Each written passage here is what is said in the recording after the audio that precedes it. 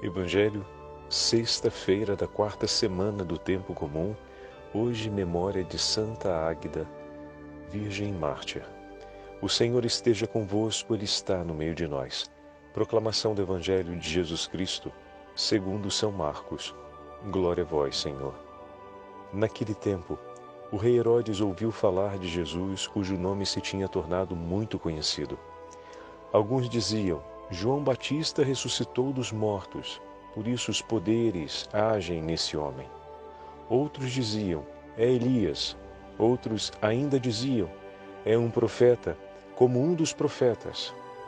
Ouvindo isto, Herodes disse: ele é João Batista. Eu mandei cortar a cabeça dele, mas ele ressuscitou. Herodes tinha mandado prender João e colocá-lo acorrentado na prisão. Fez isso por causa de Herodíades, mulher do seu irmão Filipe, com quem se tinha casado. João dizia a Herodes: não te é permitido ficar com a mulher do teu irmão. Por isso Herodíades o odiava e queria matá-lo, mas não podia. Com efeito, Herodes tinha medo de João, pois sabia que ele era justo e santo, e por isso o protegia. Gostava de ouvi-lo, embora ficasse embaraçado quando o escutava. Finalmente chegou o dia oportuno. Era o aniversário de Herodes, e ele fez um grande banquete para os grandes da corte, os oficiais e os cidadãos importantes da Galiléia.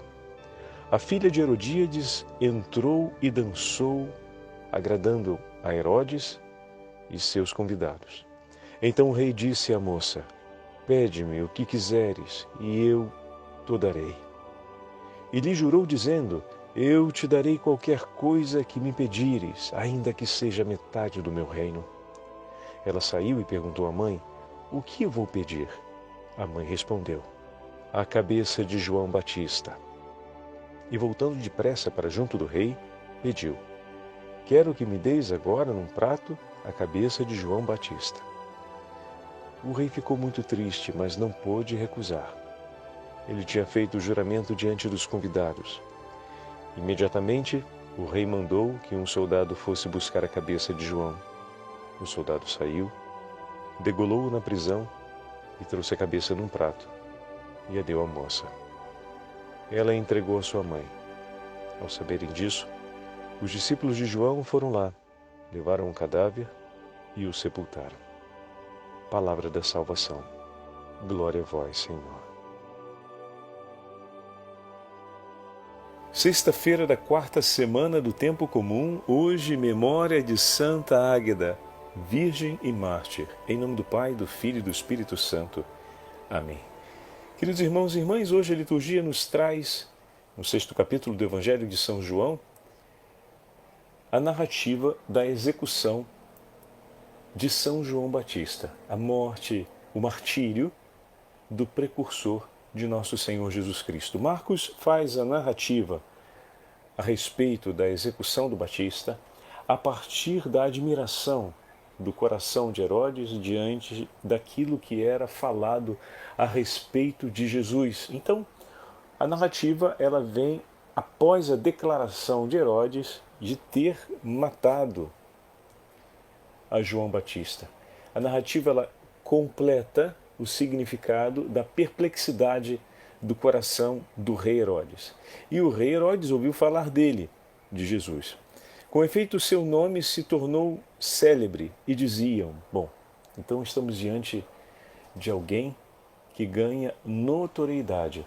Notoriedade por realizar o bem, por praticar a justiça e o temor a Deus e por anunciar a boa nova do reino dos céus, a vinda de Deus para junto do seu povo, a vinda do Messias. Muito bem, alguém que realiza essas coisas ganha notoriedade, e isso gera no coração do rei Herodes interesse. Bom, o interesse não está pelas palavras do Senhor, o interesse não está por conhecer a boa nova anunciada por esse Jesus de Nazaré. O interesse não está pelos sinais messiânicos que acompanham aquele que nós sabemos ser o Filho de Deus, mas que naquele momento histórico, para o povo de Israel, poderia ser apenas um novo profeta, ou apenas pelo modo de dizer, acabaram há pouco tempo de conviver com João Batista, a que todos tinham na conta de um grande profeta. Então, um novo profeta que chega até nós. Muito bem. Mas o interesse de Herodes não se orientava por uma busca pela verdade ou pela busca por Deus e pelas coisas que vêm de Deus, mas pela notoriedade que aquele novo personagem adquiria e que lhe fazia recordar, dentre outras coisas, o quanto ele rejeitou o primeiro que veio da parte de Deus. Tanto que o texto, na conclusão do seu 16º capítulo, 16º versículo, Herodes, ouvindo essas coisas, dizia: João, que eu mandei decapitar, foi ressuscitado. Parece que é o peso de consciência sobre o repúdio a Deus que lhe toca. Veja, meus irmãos, Herodes repudiou o que de Deus lhe foi enviado para a sua salvação. O profeta que veio ao seu encontro para apontar o pecado cometido por Herodes e chamá-lo ao caminho do perdão. Então o profeta tem esse duplo papel, ele aponta o erro não para acusar, ele denuncia para que se possa conquistar a justiça. E a justiça se conquista por um ato de conversão. O Senhor é misericordioso e Ele clama por justiça. Convertei os vossos corações. Muito bem. Herodes, ao se opor a João Batista, se opõe também àquele que João representa, se opõe ao próprio Deus. E por um instante parecia que ele havia submetido e superado realmente a Deus. Entretanto, eis que aparece um outro. João Batista ressuscitou. A imagem aqui da ideia da ressurreição de João Batista traz também, por detrás, o símbolo de que Deus não morreu. E agora vem ao encontro dele. E não apenas ao encontro dele, Herodes, que teme estar diante desse Deus que ele ofendeu, atentando contra a vida de seu profeta, e trouxe sobre si mesmo a ruína pelos seus próprios atos. Mas esse Deus que se levanta, que se demonstra vivo e presente, que ressuscita a voz dos seus profetas, se apresenta diante dele para chamá-lo novamente à conversão. Mas Herodes, assim como na primeira vez, não tinha interesse por Deus, tampouco agora. Seu interesse é porque esse personagem, o profeta, que o acusou publicamente, que o denunciou, melhor dizendo, publicamente para sua conversão, esse novo profeta, que vem no nome do Senhor, pode vir para fazer justiça também sobre o pecado que ele próprio cometeu e denunciá-lo mais uma vez. E pode dessa forma trazer a ele grande sofrimento e a perda do seu direito, do seu reconhecimento diante dos homens. O interesse de Herodes por saber não é um interesse ligado à conversão, mas à preocupação por si mesmo. Queridos irmãos e irmãs, que grande desgraça o homem ter apenas a si e seus próprios interesses diante de si. Quantas vezes o Senhor vem ao nosso encontro e nos visita com a dureza da denúncia, ou seja, Ele nos visita com a força de sua palavra profética, mostrando aonde está a ferida de morte presente na nossa vida, mas para nos salvar, para que nós possamos reconhecer a ferida que nos flagela e dessa forma compreendamos o verdadeiro inimigo e que somos de fato, e que estamos, melhor dizendo, de fato expostos à morte e que precisamos do socorro do seu amor para sermos salvos, e Ele está ali, disposto a oferecer esse socorro. Ele veio ao nosso encontro para nos salvar, mas não nos salvará sem que seja proclamada a verdade e sem que nós reconheçamos a nossa condição. Porque Deus nos salva sem nos privar da liberdade. Ele não tira de nós o dever de cumprirmos um ato livre. Por isso ele nos entrega a verdade e testemunha a sua misericórdia em nosso favor. É o que estamos vendo na meditação desses dias, seja com o envio dos 12, seja com os atos cumpridos por Jesus, desde quando desembarcou na região dos Gerazenos e de lá foi expulso, no início do 5º capítulo, que terminamos alguns dias atrás. Agora, ali está o rei, nessa situação. Quem é esse que está aqui? Quem é esse Jesus? Vocês lembram da afirmação do demônio? Viestes para nos destruir? Viestes para nos levar à ruína? Sabemos quem tu és. Herodes sente o temor da ruína que pode trazer esse novo profeta, pois o primeiro ele perseguiu e levou à morte. E tem desejo de saber quem é Jesus, mas não com o desejo de acolher a sua palavra e acolher o seu anúncio. E para que isso não fique na dúvida, Marcos, na sequência, apresenta a execução de João Batista e narra exatamente a sensibilidade do rei em relação a João Batista e o quanto o anúncio e o ódio contra João Batista aconteceram e o quanto Herodes não estava interessado em buscar o que o Senhor lhe propunha, mas em libertar-se do desconforto de ter Deus como opositor às suas vontades, como aquele que censura os seus caprichos e o censura pelo seu bem.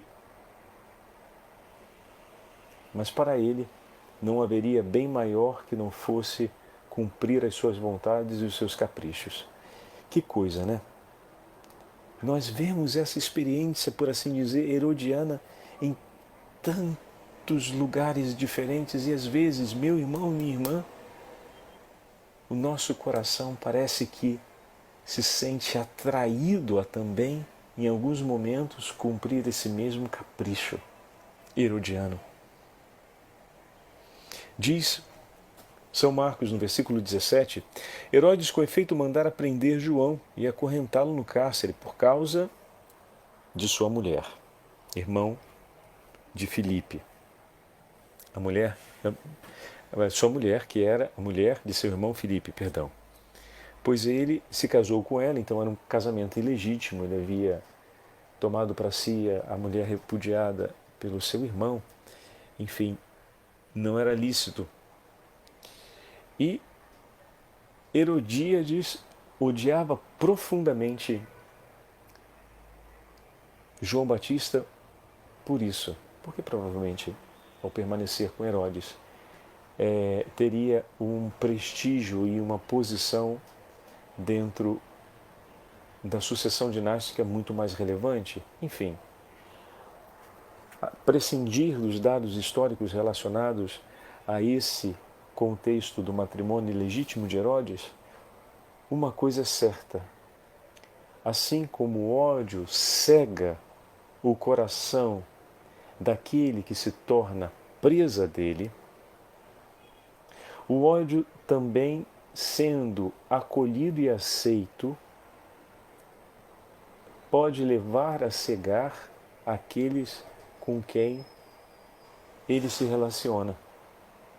Então, Herodíades não era só uma mulher cega pelo ódio que sentia contra Deus e contra João Batista, mas o convívio de Herodes com ela, ainda que ele pudesse ter certa admiração pelo profeta, por suas palavras, como vai dizer Mateus, a ponto de sentir constrangimento diante das palavras de João Batista, e um constrangimento que de certa forma, poderia levá-lo um pouco mais à passagem da vergonha, à culpa e, com isso, maturar um ato de arrependimento e de acolhimento da palavra do profeta, mas um acolhimento para si, não um acolhimento de reconhecer a ela uma dignidade, mas de tomá-la para si como palavra para o seu coração e dessa forma viver um caminho de conversão?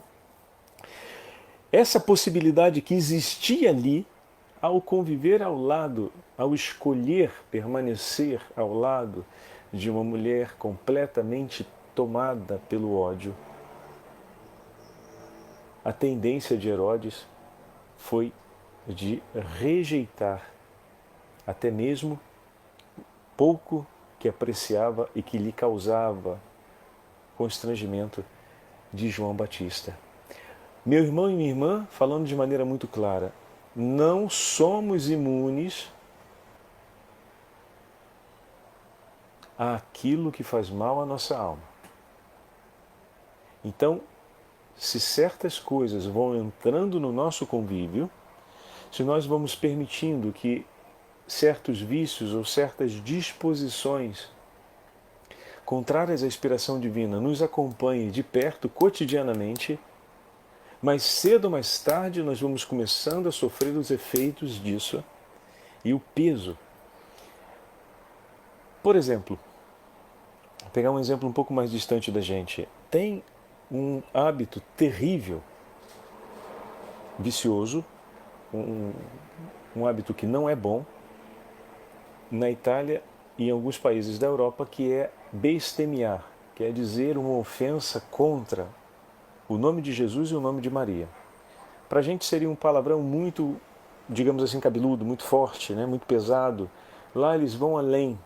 A bestêmia é uma ofensa gravíssima contra o nome de Jesus, o nome de Maria, ou a própria pessoa de Nosso Senhor e a pessoa da Virgem Santíssima, ou a pessoa dos santos. É bem pesado mesmo de se ouvir. Mas, com muita frequência, ouvimos a história, e assim começou com muitos quando eram pequeninos, convivendo em casa com familiares que continuamente diziam isso, sem ter quem os inspirasse a resistir, começaram a ceder à ideia de também, em momentos difíceis, quase sem se dar conta, dizer uma bestêmia. É a influência. Se nós permanecemos em um ambiente impregnado daquilo que não nos leva à comunhão com o próximo e à comunhão com Deus, e de alguma forma não buscamos continuamente, por que não dizer incessantemente, aquilo que vem do Senhor, e ao mesmo tempo não assumimos uma atitude reparadora em favor daqueles com quem convivemos e que não buscam a Deus, mais cedo ou mais tarde o nosso coração vai se deixar envenenar por aquilo. Não vai passar ileso. Por isso, os santos e santas de Deus sempre nos ensinaram a buscar boas companhias, buscar bons hábitos e evitar tudo aquilo que pudesse levar o nosso coração a detestar o que vem de Deus. Estão percebendo? Herodes não escolheu a partir da sensibilidade que o seu coração conseguia limitadamente provar em relação a João Batista, mas escolheu permanecer ao lado de pessoas que, de uma forma ou de outra, combatiam Deus com uma decisão clara e impetuosa no peito. E ao fazer isso, ao escolher conviver em um ambiente assim, e ao permitir-se de estar num ambiente assim, foi ainda mais intensa a repúdia e a resistência que o coração dele poderia provar contra tudo aquilo que vem de Deus, ao ponto dele consentir, como nós ouvimos na narrativa, a morte de um inocente, mas não consentir a si próprio a frustração de uma sua vontade. Que Deus morra, mas que eu não seja desagradado, em hipótese nenhuma. Por um pouco de álcool, pela sedução de uma dançarina, ele foi capaz de deixar morrer um inocente, não nas mãos de um outro, mas sob as suas próprias ordens. Ah, mas o pedido foi feito por uma outra pessoa, padre, que o odiava. Ele escolheu cumprir o ódio que o outro não poderia cumprir. É forte isso, né? Herodíades podia odiar tanto João Batista, mas não tinha o poder de colocar em ato todo o ódio que sentia contra ele, diretamente contra a pessoa de João Batista. Herodes o fez por ela. E ali vemos aonde estava a aliança do coração do rei, com quem ele fez a aliança. Ele se torna rei para o inimigo de Deus, ele se torna rei para a inimizade contra Deus. Isso é pesado, né, meus irmãos? Pesado.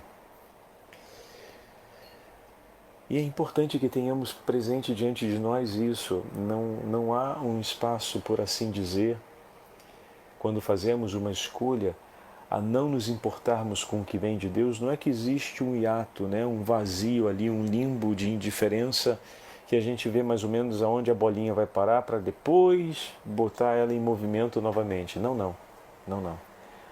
Ou estamos com o Senhor ou somos sitiados, porque o inimigo continuamente coloca também os seus devotos e coloca também os seus colaboradores para estarem próximos daqueles que temem a Deus, para incutir neles o desejo de não se importarem mais em temer o nome do Senhor.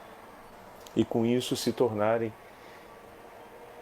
aparentemente indiferentes, mas na verdade significa não sentirem mais afeto ou escolher o afeto que Deus suscita no coração deles. E aí a gente volta ao tema da insensibilidade que falamos alguns dias atrás. Bonito como é que o Evangelho nos dá a graça de, na meditação prolongada, completar essas percepções, né? E ir nos ajudando a preparar o coração para estarmos vigilantes e atentos. A vigilância e a atenção são duas condições do coração do homem de fé e do homem orante que não se apartarão jamais. Estamos vigilantes pela chegada do Senhor. Muito bem, o Senhor chegou. E agora continuamos vigilantes? A vigilância é uma qualidade. Deve ser uma qualidade da alma. Deve ser uma virtude presente ali que nos acompanha o tempo inteiro. Porque caminhamos em um vale de lágrimas. Somos peregrinos em uma terra estrangeira, caminhando em direção ao reino dos céus. E a vigilância, ela faz parte do coração do homem orante que está no seu tempo, vivendo a sua história. Até que finalmente estaremos na pátria definitiva, finalmente estaremos vivendo dentro do seio da Santíssima Trindade, estaremos unidos no reino dos céus, de modo que nada mais poderá nos separar. E ali o coração não precisará mais vigiar, pois o Senhor está conosco e nós estamos unidos a Ele sem que o nosso coração jamais seja separado. Esse dia de chegarmos. Por ora, vigilância é a palavra-chave para todos nós. Hoje celebramos a memória de Santa Águeda, uma jovem mártir na região da Sicília, que foi torturada porque, também ainda muito moça, decidiu se consagrar ao Senhor. E a sua consagração, claro, não foi aceita por aqueles que não amavam a Cristo. Foi perseguida e torturada duramente de diversos modos. A tortura que mais recordamos foi a tortura da dilaceração dos seios, mas além de outras queimaduras que sofreu e também outras flagelações, morre sob o peso de tudo aquilo que passou e tudo ofereceu por amor ao Senhor e pela conversão de seus algozes. Conta-se que no dia do seu martírio, o vulcão Etna estava entrando em erupção. E Águeda morre suplicando ao Senhor misericórdia por aquele povo, para que pudessem conhecer o seu nome e serem salvos. E no momento da sua morte, cessou a erupção vulcânica, e a lava que estava começando a descer do vulcão, em grande quantidade, se petrificou quase imediatamente. Até hoje, Santa Águeda é invocada contra os incêndios e é invocada nos momentos difíceis da região do sul da Itália, quando o vulcão acorda novamente. Santa Águeda também intercede por todas as mulheres que sofrem debaixo da perseguição e da hostilidade e da violência praticada por tantas pessoas que não temem a Deus e que não respeitam a dignidade do próximo, e também é invocada diante de todos os males que afetam o seio das mulheres. Peçamos a intercessão de Santa Águeda para que possamos ser firmes na fé e tenhamos um coração completamente entregue ao Senhor, capaz de desejar Cristo sobre todas as coisas e, ao mesmo tempo, um coração que esteja disposto a proclamar o seu nome e a tudo suportar por amor a Ele, especialmente a renúncia de si mesmo. Que os desejos e as ambições do nosso coração jamais estejam à frente do nome do Senhor. Que a grandeza interior do coração de cada um de nós seja cantar os louvores do Senhor e fazer da nossa vida um ato de amor a Cristo, e não a um outro, e não a nós mesmos. O Senhor esteja convosco, Ele está no meio de nós. Pela intercessão de Santa Águeda e da Virgem Santíssima, Rainha dos Mártires, e de São José, abençoe-vos o Deus Todo-Poderoso, Pai, Filho e Espírito Santo. Amém.